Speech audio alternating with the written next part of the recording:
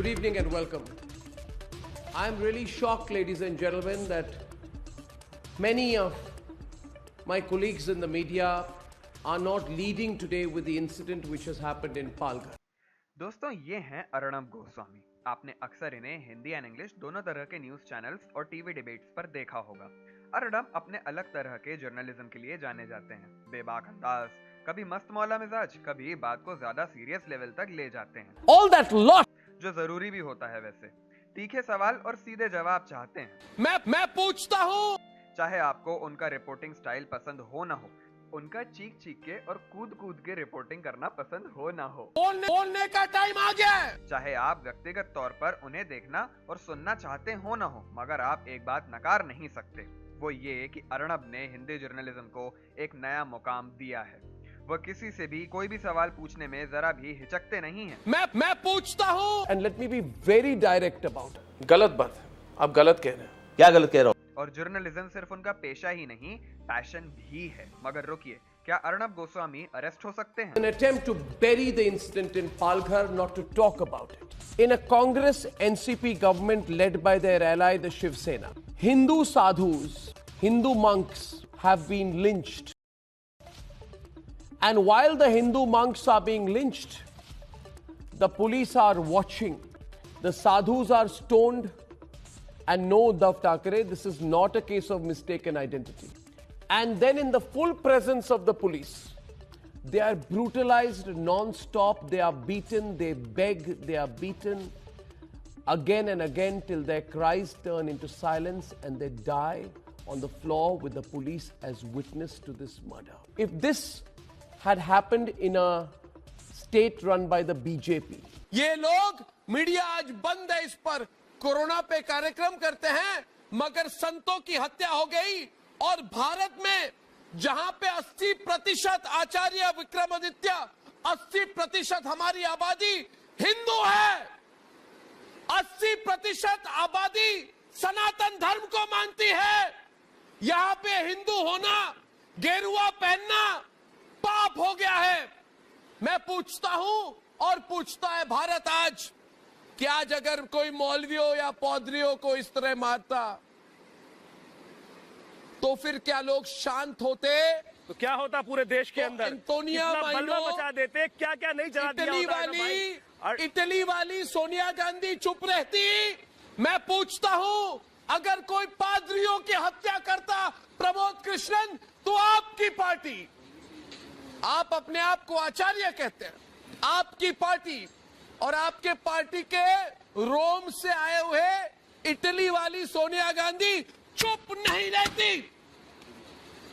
आज वो चुप है, मन ही मन में मुझे लगता है वो खुश है। बिल्कुल वो खुश है कि संतों को सड़कों में मारा गया, जहां पे उनकी सरकार है। रिपोर्ट भेजेगी वो इटली में रिपोर्ट भेजेगी। मैं बोल रहा हूं, वो इटली में रिपोर्ट भेजेगी। देखिए, जहां पे मैंने एक सरकार बना ली, वहां पे हिंदू संतों को मैं मरवा रही हूं और वहां से वाहवाही मिलेगी उसको, विक्रमादित्य की। वाह बेटा वाह, बहुत अच्छा किया सोनिया गांधी, एंटोनिया माइनो।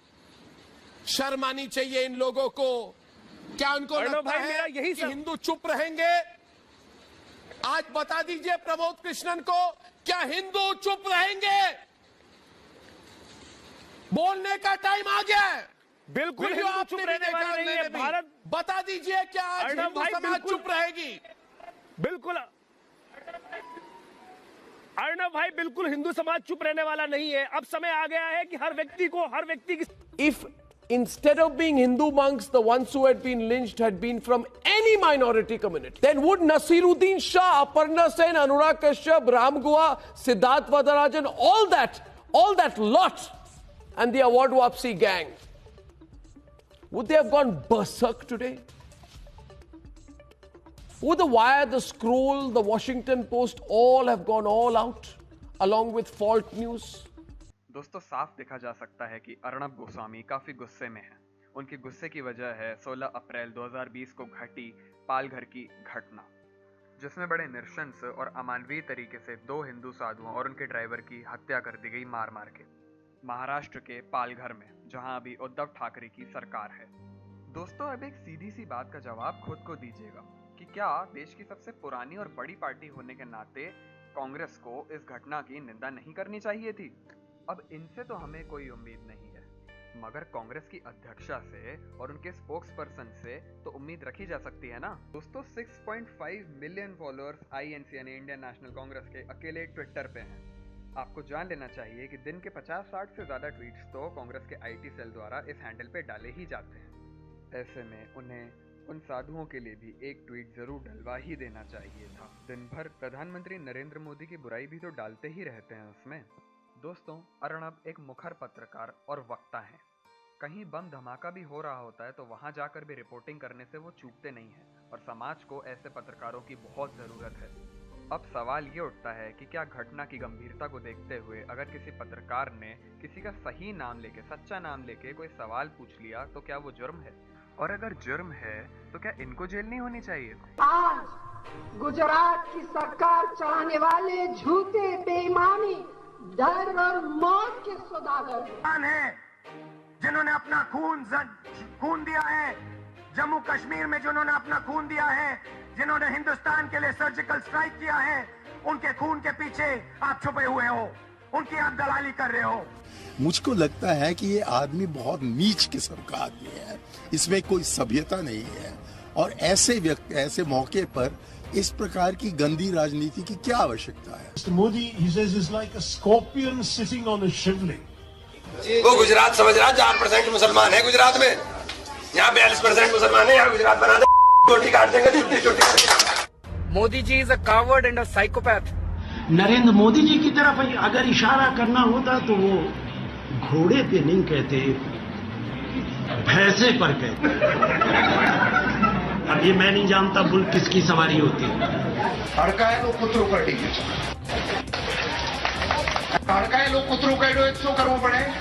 भाइयों ने खबर है, बहनों ने खबर है। नामर्दों से शादी हो सकती है, औलाद नहीं होते, औलाद नहीं होते।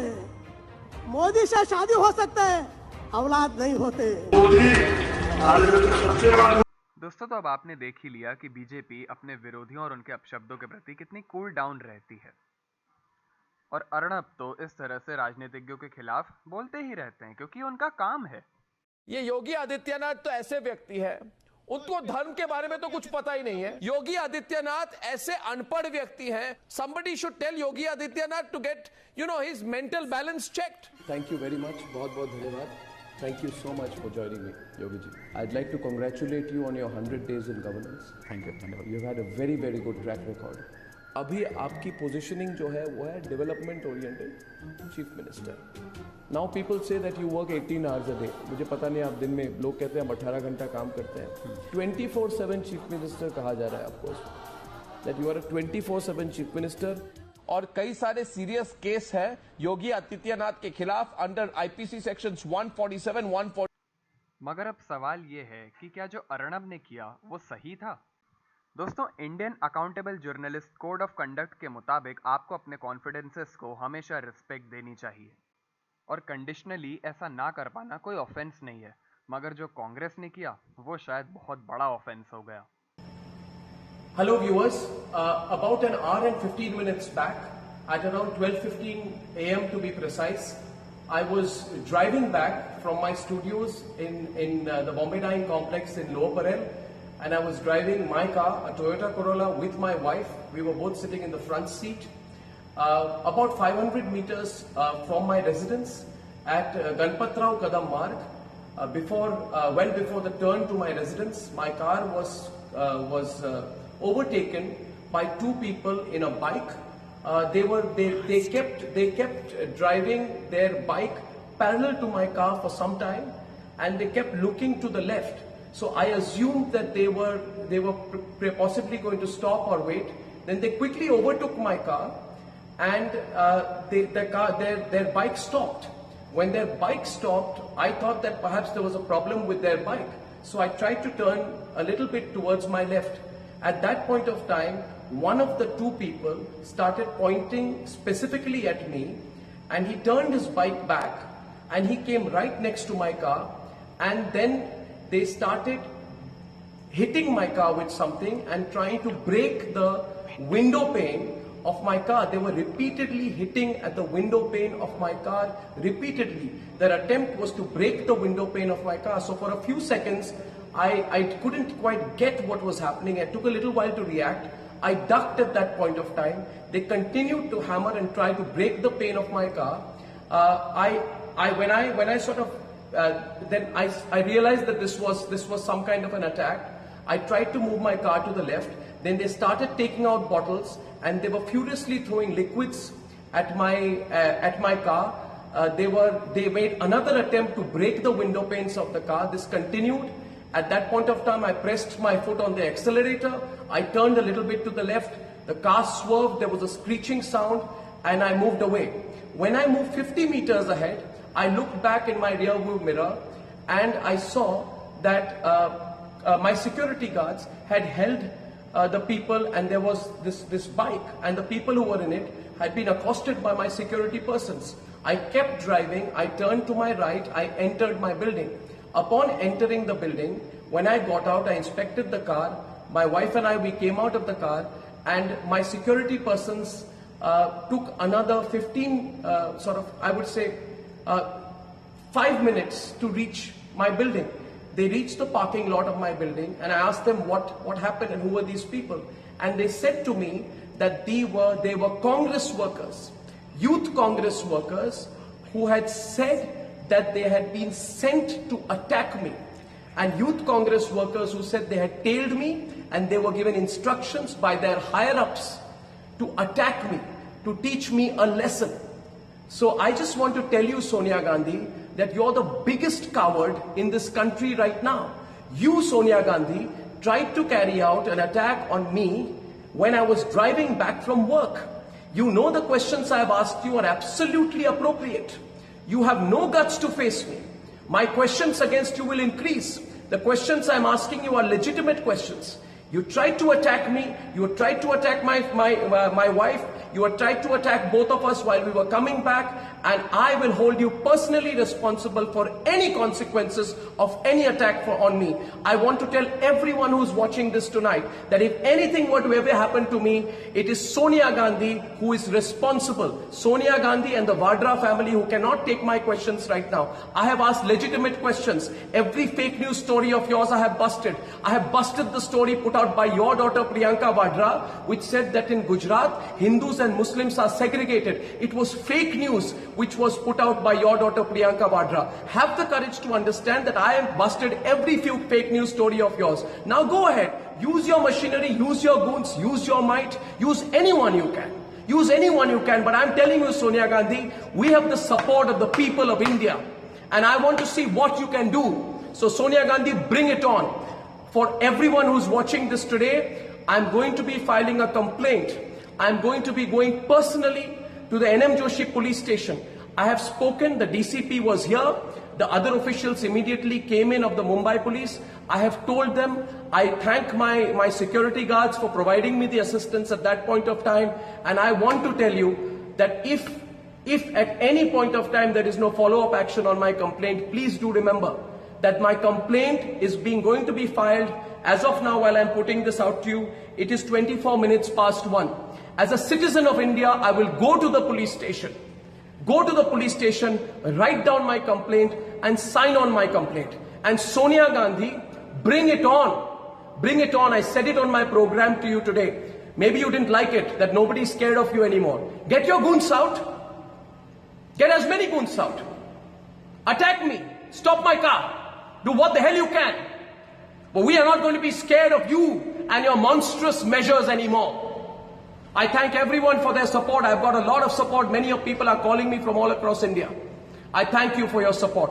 And I assure you, my network and I will continue to follow the path of the truth. Thank you. दोस्तों, सच्चाई तो कोई नहीं जानता, मगर अगर किसी के बहकावे में आके कांग्रेस के वर्कर्स ने ऐसा किया है तो वो बहुत गलत है। और ऑन रोड किसी को हरास करना एक क्राइम है। अर्नब के सोनिया गांधी पर टिप्पणी करने के बाद अशोक गहलोत ने ऑफिशियली ये बयान दिया था कि अर्नब को गिरफ्तार किया जाना चाहिए, मगर अब लगता है कि अशोक गहलोत को अपने कार्यकर्ताओं की चिंता करनी चाहिए। दोस्तों, आपको बताना हमारा काम है कि 2002 में भी बीजेपी के खिलाफ अर्नब ने कुछ ऐसा ही आरोप एक बार लगाया था। अब वो सच था या नहीं ये अर्णब ही जाने। अब आपको दूसरा पहलू भी दिखाना हमारा ही काम है। सुहागिन यही बनी, माँ यही बनी, मैं विधवा आपकी आंखों के सामने हुई। इस देश की सबसे महान पुत्री इंदिरा जी ने अपनी सांस मेरी बाहों में तोड़ी। मेरे खून की एक एक बूंद कहती है कि ये मेरा वतन है, ये मेरा वतन है। सोनिया गांधी जी, अगर ये आपका देश है तो देश की जनता सवाल पूछना चाहती है कि आदर्श घोटाला, बोफोर्स घोटाला, नेशनल हेराल्ड घोटाला, IPL घोटाला, कॉमनवेल्थ गेम्स घोटाला और न जाने कितने घोटाले आपने क्यों किए। दोस्तों कुछ भी हो, मगर जब ये तस्वीर आंखों के सामने आएगी तो हमेशा भारत को और इंसानियत को शर्मसार करती रहेगी। दोस्तों CID की जांच बैठाई गई और पालघर से 101 लोगों को गिरफ्तार किया गया, जिनमें से कोई भी मुसलमान नहीं निकला। इससे हमें दो सीख मिलती है कि किसी भी घटना को सांप्रदायिक रंग देने से पहले पूरी घटना जान लेनी चाहिए। दोस्तों अर्णब ने सोनिया गांधी से कोई गलत सवाल तो नहीं किया, मगर उन्होंने ना चाहते हुए भी ऐसे भाषण देकर कुछ समय के लिए जनता का ध्यान फिर से मॉब लिंचिंग से हटा दिया। दोस्तों आपको जान लेना चाहिए कि देश का नेशनल क्राइम रिकॉर्ड्स ब्यूरो 2014 के पहले मॉब लिंचिंग के कोई केसेस रिकॉर्ड करता ही नहीं था। सवाल बनता है क्यों?